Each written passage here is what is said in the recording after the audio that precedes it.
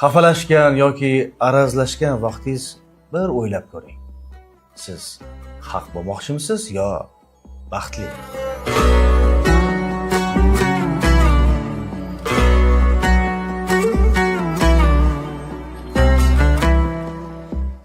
Ish qilib ko'miladigan kunimiz o'lgan kunimizga to'g'ri kelsin.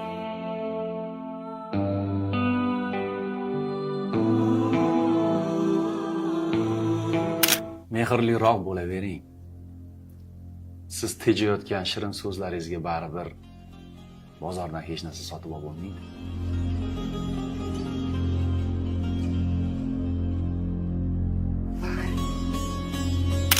Biz ko'p vaqtimizni pashshalarni o'ldirishga o'tkazyapmiz-da. Biz aslida botqoqni quritish kerak. Bo'ldi.